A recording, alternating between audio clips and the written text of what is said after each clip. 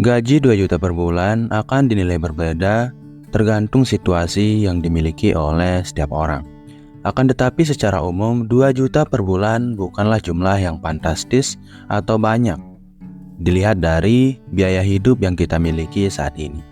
Maka dari itu, untuk bisa membuat gaji 2 juta per bulan ini cukup, kita memerlukan beberapa strategi, beberapa hal yang harus kita lakukan terkait pengelolaan keuangan kita sehingga gaji 2 juta ini bisa mencukupi untuk semua kebutuhan yang kita miliki setiap harinya.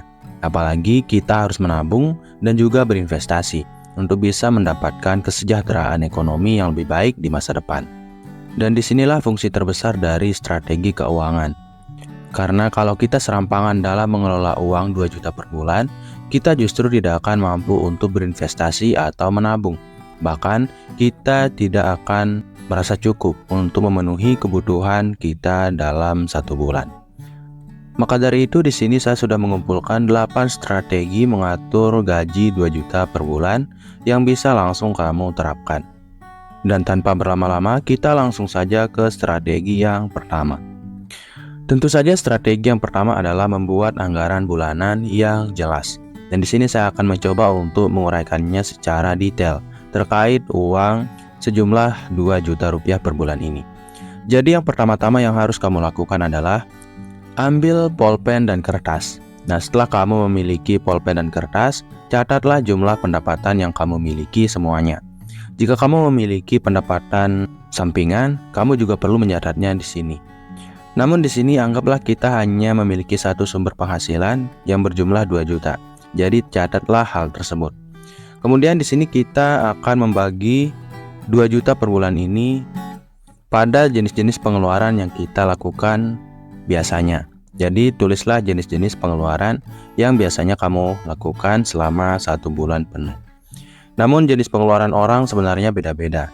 Akan tetapi di sini saya akan mencoba untuk mengeneralisir jenis pengeluaran yang biasanya dimiliki oleh orang pada umumnya. Jadi yang pertama itu adalah kebutuhan pokok, kemudian transportasi, kebutuhan rumah tangga dan kebersihan, kemudian kesehatan dasar, kemudian tabungan dan dana darurat, hiburan dan rekreasi, pendidikan, pengembangan diri, dan yang terakhir adalah lain-lain. Jadi mari kita bagi uang 2 juta rupiah tersebut ke dalam semua jenis pengeluaran yang kita lakukan ini, agar uang 2 juta tersebut bisa kita manfaatkan secara efisien.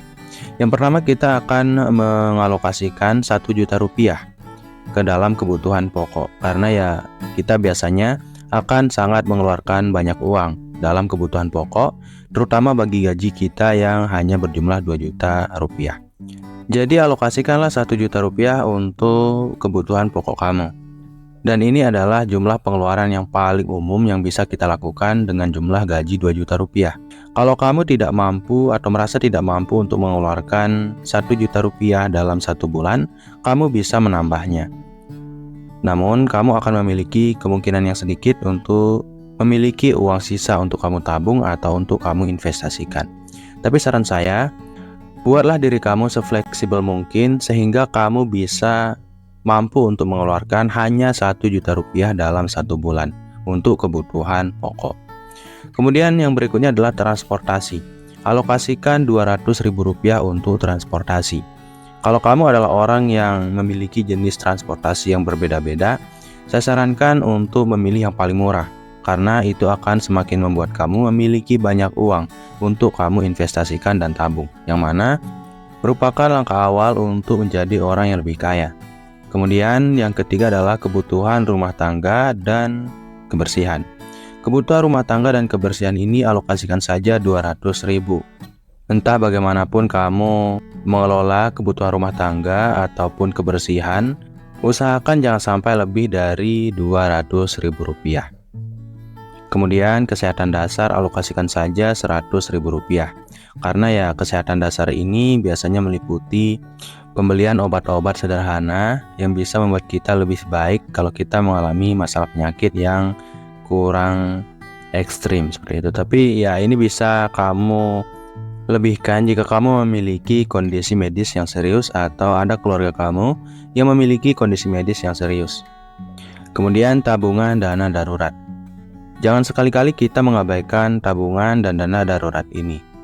Dan di sini saya akan mengalokasikan atau mengajak kamu untuk mengalokasikan Rp200.000. Rp200.000 ini untuk tabungan dan dana darurat.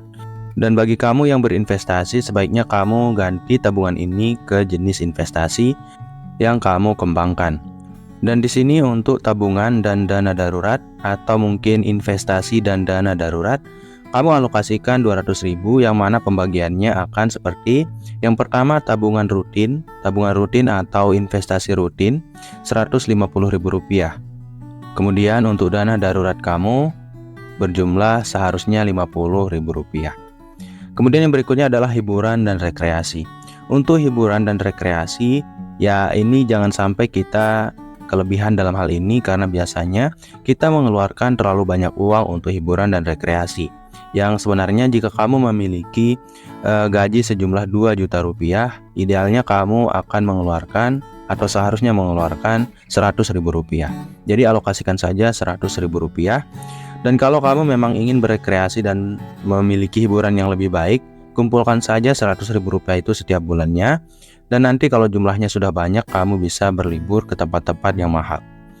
Kemudian anggaran yang berikutnya adalah terkait pendidikan dan pengembangan diri.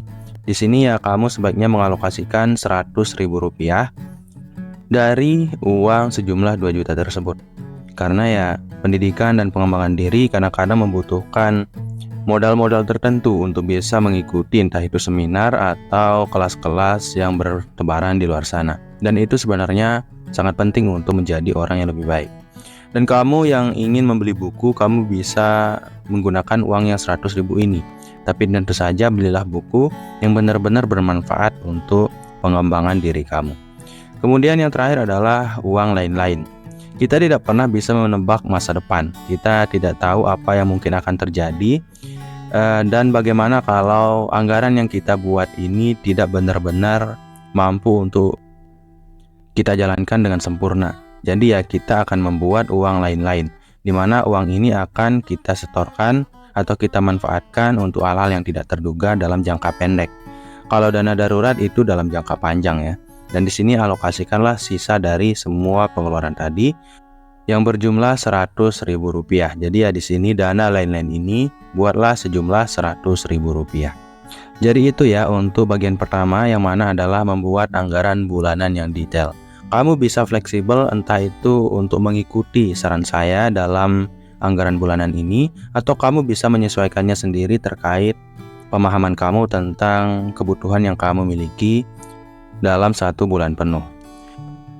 Kemudian strategi mengatur gaji 2 juta per bulan yang kedua adalah prioritaskan kebutuhan dari keinginan.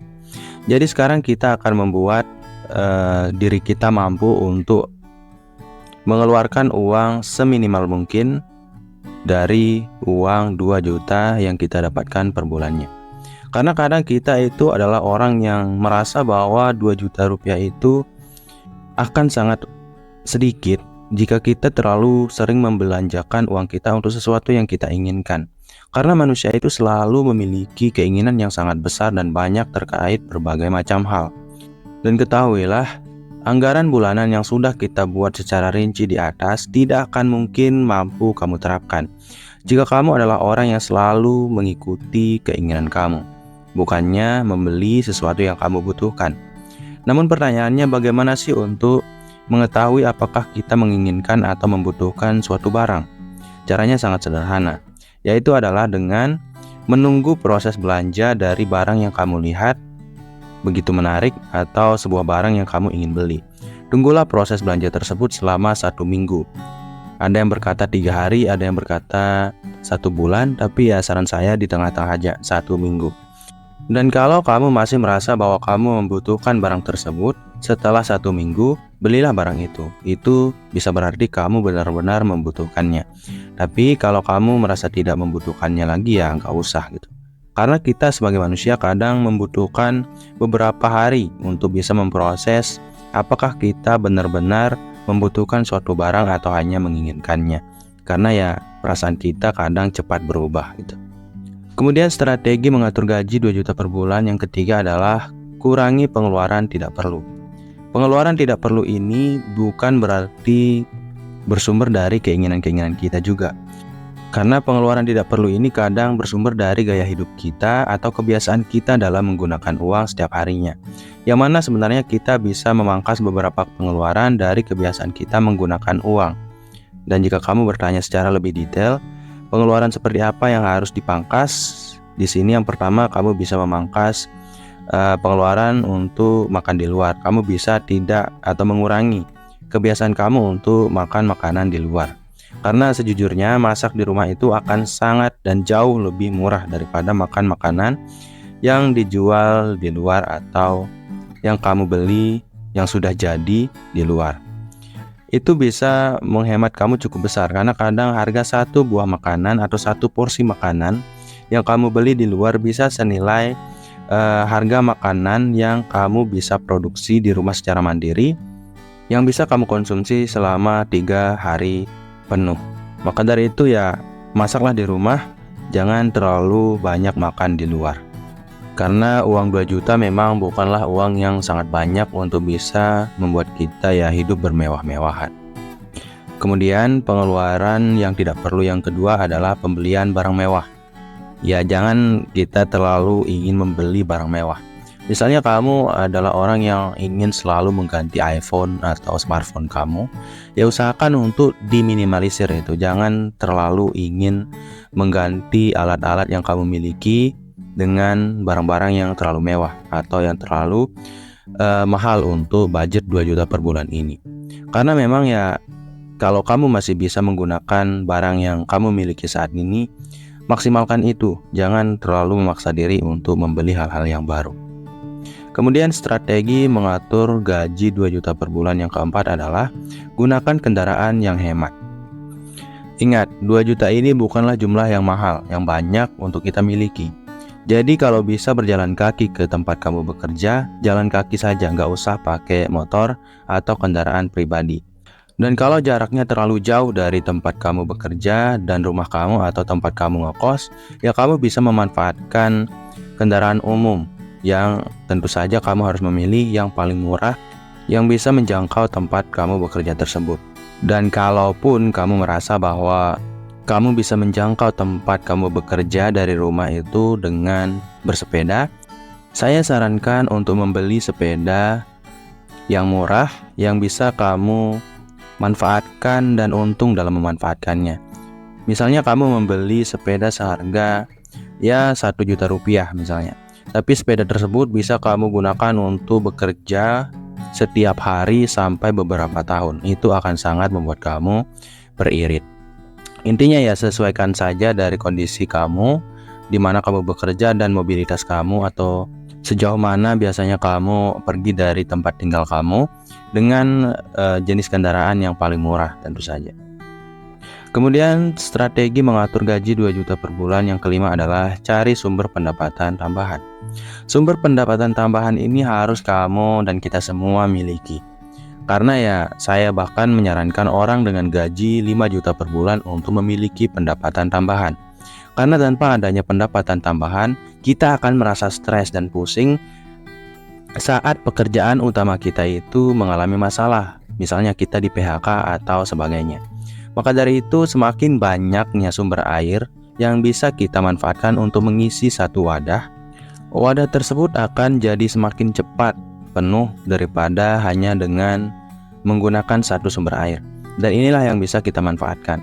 Carilah sumber pendapatan tambahan. Entah kamu ingin bekerja paruh waktu dengan memanfaatkan waktu-waktu yang tersisa setelah kamu bekerja, atau kamu ingin membangun bisnis kecil-kecilan. Karena ya, uang juta per bulan itu tetap akan terasa kurang bagi orang normal gitu. Makanya ya, kamu bisa memodali diri kamu dengan menabung dari gaji kamu 2 juta per bulan. Dan saat modalnya sudah mencukupi untuk membuat sebuah bisnis, buatlah bisnis tersebut atau usaha kecil-kecilan tersebut. Kamu juga bisa mencari pekerjaan yang disediakan oleh teman-teman kamu di sela pekerjaan utama yang kamu miliki. Kemudian strategi mengatur gaji 2 juta per bulan yang keenam adalah hemat energi dan air. Tidak banyak orang yang setuju bahwa berhemat adalah pangkal kaya. Karena banyak orang yang berpikir bahwa berhemat itu akan membuat kita tertekan sehingga kondisi kita akan semakin sulit untuk mencapai kekayaan karena kondisi mental dan fisik yang melemah. Saya kadang setuju itu, tapi untuk situasi kita yang hanya memiliki gaji 2 juta per bulan, saya rasa kita benar-benar harus bisa berhemat di aspek-aspek yang kita tentukan secara menyeluruh. Misalnya, untuk berhemat di energi dan air ini akan sangat perlu karena kita akan mengeluarkan tidak banyak uang sebenarnya untuk energi dan air, tapi karena kita merasa menggunakannya dan membutuhkannya setiap hari, jadi pengeluaran ini akan jadi menumpuk dan kita ringan untuk menggunakannya secara sembarangan. Dan disinilah kita bisa berhemat. Karena kalau kita tidak berhemat dalam beberapa aspek dengan gaji 2 juta per bulan, kita akan sangat kesulitan untuk menjadi lebih kaya daripada sebelumnya. Jadi ya, kalau kamu memiliki aspek lain yang kamu rasa lebih menguntungkan jika kamu berhemat di aspek tersebut, kamu bisa berhemat di situ daripada berhemat di air dan energi listrik misalnya. Kemudian strategi mengatur gaji 2 juta per bulan yang ketujuh adalah belanja dengan cermat. Belanjalah dengan cerdas dan cermat. Bagaimana cara belanja seperti itu? Yaitu yang pertama, kamu harus dan wajib membuat daftar belanja. Seringkali kita berbelanja nih, kita pergi ke supermarket dengan uang 300.000. Sebenarnya kita berencana untuk menggunakan uang tersebut 200.000 untuk membeli kebutuhan pokok atau untuk membeli beras misalnya.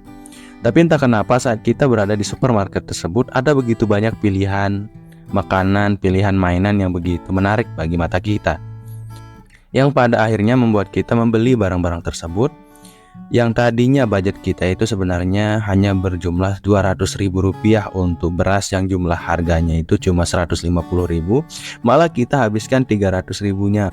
Full semua uang yang kita bawa kita habiskan karena kita tertarik dengan banyak sekali barang yang menarik di mata kita. Inilah pentingnya memiliki budget yang jelas atau daftar belanja yang jelas dalam membeli sebuah kebutuhan.